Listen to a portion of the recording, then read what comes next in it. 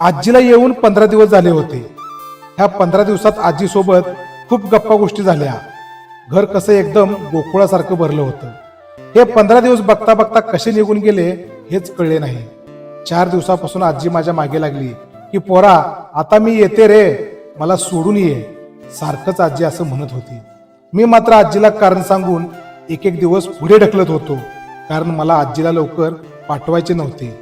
पण आजीने तेही ओळखलं आणि मला म्हणाली, पोरा मी अजून किती दिवस इथं राहणार र, केव्हा तरी मला गावाला जावंच लागणार आहे. जावायच्या दारात लय दिवस राहणं बरं नवर. आज मात्र आजी ऐकायला तयार होत नव्हती. ती पुन्हा पुन्हा मला म्हणाली, पोरा आज मला घालव, नाही तर मी पायी चालत जाईन. मग मात्र माझा नाईलाज झाला आणि आजीला सोडवण्यासाठी मी निघालो. आजी जाणार म्हणल्यावर आमच्या सर्व घराबारांनी आजीचा आशीर्वाद घेतला. तेवढ्यात आमच्या वडिलांची आठवण निघाली आणि अख्खं घर बार रडू लागले. आमची आजी म्हणजे आमच्या वडिलांची मामी होती, त्यामुळे त्यांचं नातं सासू आणि जावाईपेक्षा मावळ भाचे म्हणून जास्त प्रेमाचं होतं. आजीला घालवण्यासाठी आमचं घर बार बाहेर आलं. खरं तर माझ्या ह्या आजीनं खूप कष्ट केले.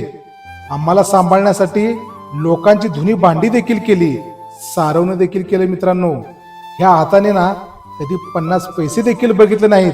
पण आज मात्र माझ्या आजीची 3 लेकरं म्हणजे माझी आई, माझी मावशी आणि माझा मामा, तिन्हीच्या तिन्ही आज खूप सुखात आहेत. मित्रांनो, हेच माझ्या आजीच्या कष्टाचं खूप मोठं फळ आहे. आज माझ्या आजीने माझ्या मुलाला म्हणजे तिचा पंतू त्याच्या हातात जाता जाता म्हणून 50 रुपयाची नोट ठेवली.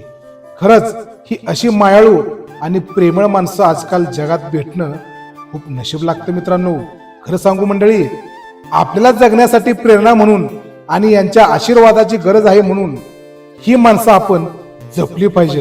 हीच खरी काळाची गरज आहे. अशी ही मायाळू माणसं आणि प्रेमळ माणसं असणाऱ्या माणसांची ही शेवटची पिढी असणार आहे. यानंतर आपल्याला अशी माणसं भेटणं खूप कठीण आहे. 90 पार केलेल्या माझ्या आजीला अजून भरपूर दीर्घायुष्य लाभो, हीच मी आई तुळजाभवानी चरणी प्रार्थना करतो.